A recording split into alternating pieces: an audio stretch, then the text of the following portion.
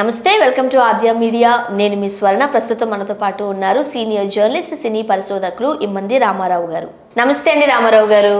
నమస్తే రామారావు గారు, ఇండస్ట్రీలో కావచ్చు, పాలిటిక్స్ లో కావచ్చు, జీవిత రాజశేఖర్ గారికి ఒక ప్రత్యేకమైన గుర్తింపు ఉందని అనుకోవచ్చు. కానీ ఎక్కడ ఆమె కరెక్ట్ గా సెటిల్ అవ్వలేదు. ఇటు సినిమాల్లోనూ సెటిల్ అవ్వలేకపోయారు, ఒక రకంగా చెప్పాలంటే రాజకీయాలలో కూడా అంతే లేదు ఆమెకి. ఎందువల్ల? ఆమె చేసిన తప్పిదాలు ఏంటి? తప్పిదాలు ఏంటంటే అతిగా ఆలోచిస్తుంది. ఇప్పుడు ఎన్టీ రామారావు గారు ఒక సామెత చెప్తారు, ఇట్లాంటివన్నీ చెప్తుంటాను బాగా వినండి. ఏంటంటే ఎన్టీ రామారావు గారు ఏమంటారంటే, ఎవరు చెడ్డ, తెలివి తక్కువ వాడు చెడ్డలేదట, తెలివి ఎక్కువయ్యి చెడ్డాడట. నీకు అర్థమైందా? ఎవడు చెడ్డ, తెలివి తక్కువ వాడు తిండి వాడు సంపాదించుకుంటాడు, వాడు ఇల్లు వాడు కట్టుకుంటాడు, వాడు పిల్లల్ని వాడు చూసుకుంటాడు. తెలివి తక్కువ వాడైతే. వీడు తెలివైనడు ఏం చేస్తాడంటే అందరాలకి నిచ్చినేస్తాడనమాట. అందరాలంటే అంతరాలు ఎక్కడుంటాయి? ఎక్కడో ఉంటాయి, నిచ్చినేయలేవు. అక్కడ అందరాల్ని అందుకున్నామనే ఫీలింగ్తో నిచ్చినేస్తే కింద పడతామన్నమాట. అదే జరుగుతుంది ఇక్కడ. నిజంగా ఇప్పుడున్నటువంటి హీరోయిన్లో జీవిత చాలా చక్కని వాచకంలో స్పష్టత, ఆలోచనల్లో క్లారిటీ, తర్వాత వ్యూహరచన కూడా చాలా బాగా చేస్తుంది. అయితే ఆవిడ ఏం చెప్తే చేస్తాడు రాజశేఖర్ మాట.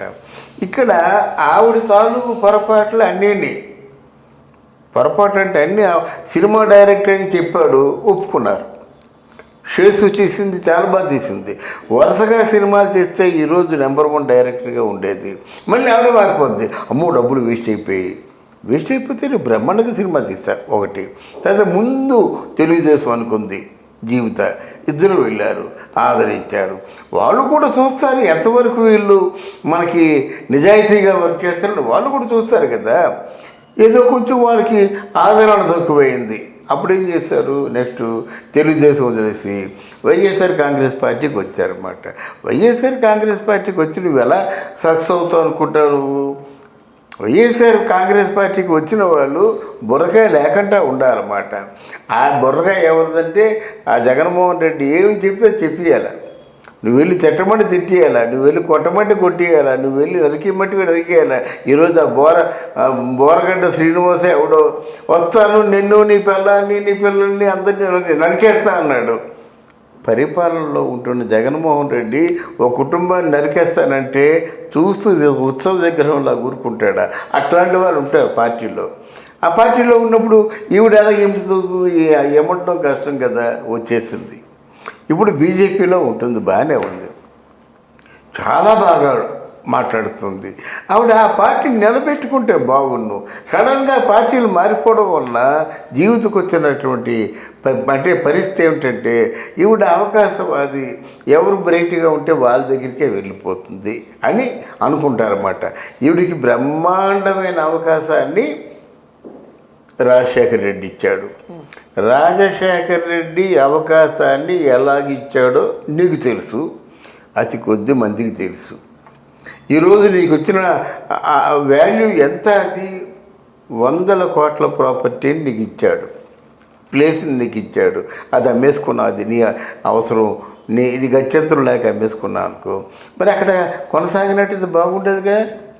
ఆయన నీ దురదృష్టం, ఆయన పోయారు. పోయిన తర్వాత మరి రోజా ఎలాగైతే కొనసాగుతుందో, రోజా ఆపోజిట్గా నువ్వు కూడా కొనసాగవచ్చు కదా. నిజంగా రోజా కంటే నువ్వు బాగా ఆలోచిస్తావు, రోజా కంటే నువ్వు బాగా చదువుకున్నావు, రోజా కంటే నీకు ఇంగ్లీషు బాగా వచ్చు. మరి బాగా అంత కొనసాగేదాను కదా. మరి ఎప్పటికప్పుడు నువ్వు ప్లాన్లు వేసుకొని ఎప్పటికప్పుడు నీ వ్యూహాలు మార్చేసుకొని, అయితే నాకు ఒక పదవి కావాలి, నాకు అనుకూలమైనటువంటి ప్లేస్ లేదనుకుంటే ఎలాగమ్మా? అది ఇవాళ ఏదో కుక్క పోస్టర్ చింపేసింది.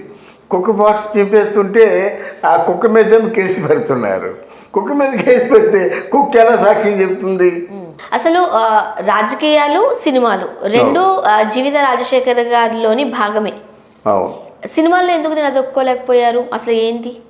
సినిమాల్లో ఎందుకంటే ఈవిడికి సినిమాలంటే ఈవిడికి డైరెక్షను ముందే చేస్తుంది కనుక ఎప్పుడు డైరెక్షన్ చేసేవాళ్ళు సినిమా నిర్మాణానికి పూనుకోకూడదు. డైరెక్షన్ చేసేవాళ్ళు కింద పడ్డా మీద పడ్డా డైరెక్షన్ చేయడమే ఉత్తమోత్తమైన మార్గం అన్నమాట. డైరెక్షన్ చేయకుండా డైరెక్టర్ని పెట్టి ఆయనతో చెప్పించడం ఎలా ఉంటుంది చెప్పండి? డైరెక్టర్ వెనకతలు ఉండి అలా సతాయిస్తున్న వాళ్ళు అందరూ కూడా ఫెయిల్ అయ్యారు. అలాగే ఈవిడ కూడా ఫెయిల్ అయ్యింది, డబ్బులు పోయినాయి, ఆస్తులు అమ్ముకుంది. ఈరోజు కేవలం ఏముంటుంది, మా ఇద్దరి బిడ్డలే మాకు ఆస్తులు, వాళ్ళ కోసం ఏమైనా చేస్తూ ఉంటుంది. అసలు జీవిత గారు మంచి ఆర్టిస్ట్, అవును, ఎందుకు సినిమాలు ఎక్కువ చేయలేకపోయారు? ఎందుకు మళ్ళీ డైరెక్షన్ అంటూ వెళ్ళారు? అంటే జీవిత గారు యాక్ట్ చేయడం ఆయనకి ఇష్టం లేదు, రాజశేఖర్ గారికి ఇష్టం లేదు. చేయమంటాడు కానీ రాజశేఖర్ గారికి ఇష్టం లేదు. ఆయన భార్యని బాగా ప్రేమించే వ్యక్తి ఎవరు? రాజశేఖర్. అలాగే భర్తను కూడా బాగా ప్రేమించే వ్యక్తి జీవిత. భర్త కోసం ఏమైనా చేస్తుంది ఆవిడ, ఎంతకైనా తెగిస్తుంది, ఎంతైనా ఆదరిస్తుంది అన్నమాట. అంత అన్యోన్యంగా ఉన్నటువంటి దంపతులు వాళ్ళు. సినిమా మేకింగ్లో మొన్న గరుడు మేక చాలా బాగా పోయింది. తర్వాత ఆ స్థాయి సినిమాలు తీసుకుంటే బాగుండేది, కానీ ఆ స్థాయి సినిమాలు తీయలేదు. ఇప్పుడు మామూలుగా రాజకీయాల మీద దృష్టి పెట్టింది, కానీ రాజకీయాల్లోనే ఒక వ్యూహం ఉండాలి, రాజకీయాల్లో పిఆర్ ఉండాలి. మనకంటే పెద్దలతో కలుస్తున్నామా, మనకంటే చిన్నలతో కలుస్తున్నామా అని ఉండకూడదు. ఇప్పుడు రాజకీయాలంటే బీజేపీలో ఉన్నావు కదా, బండి సంజయ్తో ఎవరైతే కూర్చోవాలి అక్కడ. అలాగే రాజకీయాలు ఉన్నావు కదా, మరి విజయశాంతి ఉంది, నీకంటే సీనియర్ ఆర్టిస్ట్, విజయశాంతితో కలిసి ఉండాలి, ఒక వేదిక మీద ఉండాలి. అలాగే రేపు మోడీ వచ్చారనుకోండి, మోడీ దగ్గర నువ్వు ఉండాలి అక్కడ. ఆయన నిన్ను చూసినా చూడకపోయినా ఉండాలన్నమాట. ఎందుకంటే రాజకీయాల్లో దూసుకుపోయే గుణం లేకపోతే రాణించలేరు. మన మోడీ వచ్చినప్పుడు భీమవరం అల్లూరి సీతారామరాజు విగ్రహ ఆవిష్కరణ కోసం ఎంత అంటే ఫ్రీగా అడిగేసింది. రోజా రండి ఏంటి మీతో సెల్ఫీ కావాలంది, సెల్ఫీ తీసుకున్నాడు. అంత దూసుకుపోయి మనస్తత్వం కావాలి. ఇక్కడ ప్రోటోకాల్స్ డీసెన్సీలు పనిచేయవు, దూసుకుపోవాలన్నమాట. జనాకర్షణకి అనుకూలంగా నువ్వు మసలుకోవాలి. ఇప్పుడు జీవిత గారు బీజేపీలోకి వెళ్ళడానికి సిద్ధంగా ఉన్నారంటూ వార్తలు వస్తున్నాయి. సిద్ధంగా ఉంది, బీజేపీ ట్యాగ్ తగిలించుకుంది ప్రస్తుతానికి. అంటే బీజేపీ ట్యాగ్ తగిలించుకోవడంతో సరికాదు, బీజేపీ పార్టీకి నువ్వేమైనా సేవలు చేసావా?